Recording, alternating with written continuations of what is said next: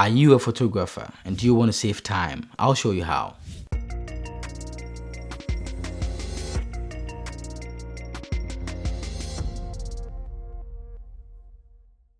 There are a lot of things that photographers have to do in their day-to-day lives. Shooting, editing, and dealing with clients are just some of them. Not to mention you have your own life outside photography to live as well.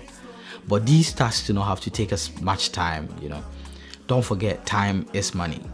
In this video, I'm going to show you how to use a few tips and tricks that I've developed through my years of trial and error to save hours every now and then. These are things that will help you get more done in less time so that you can focus on making great art instead of wasting precious minutes on little stuff that do not even matter as much. Point number 1, learn to say no as a photographer. Have you noticed that clients who don't pay as much are the ones that will give you the most problems? It is easy to fall in the trap of saying yes to every job that comes your way. But this can quickly lead to burnout and can ultimately hurt your business in the long run. Learning to say no to jobs that don't align with your goals or jobs you don't have time for can actually save you time in the long run. By doing that, you can focus on jobs that are best fit for you and you'll be able to produce better work, and ultimately you will save time. You can set a minimum amount that a client can ever pay you, and if a client ever offers you lower than that, just say no. There's nothing wrong with that. I learned this the hard way when I accepted a job from a client years back. The client actually offered me less than half of what I would have charged normally, but I took it anyway. And when I got there, tried testing my speed light. Once I fired it, smoke started coming out of it. My speed light gave up on me. Now, I'm not blaming the client for this, but having to buy a new speed light after not even getting paid well was immense, and I still feel that pain. Don't be like me, don't feel that pain. Point number 2, you need to create an equipment checklist. I can't stress enough how important this is, but you need to be sure to open your camera bag to check that you have whatever you need for your photo shoot in there before you even set out. If you have been to a photo shoot session and realize you have no memory card or battery, you will understand this better. Early in my photography career, I showed up at a birthday photo shoot, and when it was time to start shooting, I realized I had no battery on me. Now, this was only a birthday photo shoot, so I was able to reschedule and apologize to the client. But imagine if this was a wedding. Since then, I learned my lesson. I check my camera bag at least 5 times before I leave home, especially for weddings. Please be sure to check your camera bag. Please and please again, check and check again. Point number 3, you need to plan ahead. One of the most important things you can do to save time as a photographer is to plan ahead. Let me explain. You need to scout the location before the main photo shoot or the main event, if it is practical, of course. And you need to discuss your photo shoot sessions with your clients if you are shooting for people or if you are shooting people. You need to both agree on realistic expectations just to avoid any unnecessary back and forth and unnecessary drama afterward. By doing this, you will be able to maximize your time on location and you'll be able to stay focused on the creative process. Regarding scouting the location, it is not always possible, as it's not always practical, but there is an app called Google Earth that will help you visualize the location before getting there. You should check it out. I'm positive you'll love it, because I do. Point number 4, organize your equipment and gear. One of the most significant time wasters for photographers is not being able to find the gear you need, especially if you have a lot of camera equipment. To save time, it is essential to have your gear and equipment well organized and ready to go. You can use equipment bags like the Pelican case. You can use camera bags just to keep your gear well organized and in good condition too. By having an organized system, you will save time and reduce stress when preparing for a photo shoot, as you already know where everything is. Point number 5, invest in high quality gear. While it's true that good photography is not solely dependent on expensive gear, investing in high quality gear can save you a lot of time in the long run. For example, a camera with a reliable autofocus system can help you capture your subjects quickly and accurately. This will save you a lot of time and headache in post trying to sharpen blurry images, while having a fast lens can help you shoot in low light conditions without having to raise your ISO. Because you raise your ISO, you get a lot of noise in your images, and when you bring it in post, you will have to spend additional time trying to run noise reduction and all that. Plus, you will lose details. after running noise reduction. So while it may be tempting to go for the cheaper option, investing in high quality camera gear can ultimately save you time and produce better results. You don't have to buy the most expensive gear out there, but something decent will go a long way to help you. Don't compromise if you have the means. Point number 6. You need to utilize presets, actions, and LUTs. This is very important. Whether you're working in Lightroom or in Photoshop, there are a variety of presets or LUTs that are available that will help you quickly apply a specific look to your images or a specific effect to your images.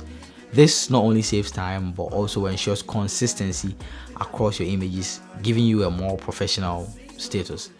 If you realize you do frequent separation every time you retouch, get an action for it. You don't have to pay for presets, you don't have to always buy presets and actions and LUTs. You can create your own in softwares like Photoshop and in Lightroom. In Lightroom, if you edit a picture and you like the feel, you can just save the preset just to save you more time trying to create the same thing again. And you can create your own actions as well. If you want to know how to do any of those things, let me know down in the comment section below and I'll be sure to do a video on that later on. Point number 7.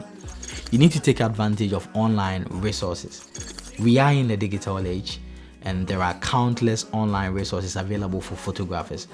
There are a lot of free assets online that can help speed up your workflow. You can get lens flares, sun rays, smoke and dust particles, and a whole lot. You can find them all online.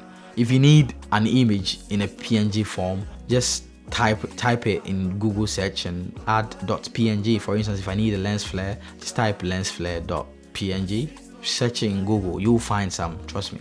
And if there is something you can't figure out, just open YouTube and type it in. You'll most likely find a short video that explains exactly what you need and you'll be good to go. I recently took a break from creating YouTube videos because Premiere Pro was exporting my videos and making them darker than my color grade. I spent weeks trying to find a solution, only to realize that there is a 2-minute fix posted on the Adobe platform. Don't make these mistakes. Use online resources. Point number 8, you need to create a shortlist. Before any photo shoot, it is essential to have a shortlist, and let me explain why. A shortlist is a list of all the shots you need to capture during your photo shoot. Whether you're shooting weddings or portraits or wildlife or landscapes, these are shots you've listed as shots you cannot miss. Having a shortlist will help you stay focused and on track. It also ensures that you do not miss any crucial shots and you do not waste time on unnecessary shots. With a short list, you can plan your shoots efficiently and make the most out of your time. Of course, you can be creative, but creating a short list will help you stay on track and prevent you from missing shots and having regrets later on, or even having to reschedule and redo photo shoot sessions. That's not cool. Create a short list. Point number 9, invest in a good editing software. A lot of photographers are using pirating softwares. I'm not coming for you all. But as a photographer, a significant amount of your time is spent on editing, and investing in a good editing software will save you time and increase your productivity. With a good editing software, you can quickly edit your photos without any annoying compromises. It is okay to try out new softwares, but sticking to the ones that you already know your way around will definitely make your workflow smoother and faster. Personally, I use Photoshop, Lightroom, and Capture One, but I'm sure there are lots of amazing options out there. Just find what works for you and stick to it. Point number 10, use keyboard shortcuts. Using keyboard shortcuts can save you a lot of time, You can use shortcuts to perform tasks quickly. So instead of going to edit and copy, just hit Ctrl+C if you're on Windows or hit Command+C if you're on Mac. And instead of going to file and then going to save, you can just hit Ctrl+S on Windows or just Command+S on Mac. Use keyboard shortcuts. Point number 11, batch process your photos. Batch processing your photos can save you a significant amount of time. With batch processing, you can apply the same edits to multiple photos. This way, you will not have to edit each photo individually. Now, there was a time in my photography career, my early photography career days, where I used to edit each wedding photo individually. So if I shot like 400 wedding photos, I'd sit down and I'd edit each one individually. That's time wasting. So there you have it, some tips and tricks to help you save time as a photographer. From planning ahead and being organized to taking advantage of online resources, there are a variety of ways to improve your workflow and become a more efficient photographer. By implementing these techniques, you will not only save time but also produce better work and ultimately improve your overall photography business. Thanks for watching, and be sure to hit the subscribe button if you found this useful. Remember, I am Serenjo and this is your Photo Chef. Be sure to keep smiling and as always, stay creative. I'll see you in the next one. Peace.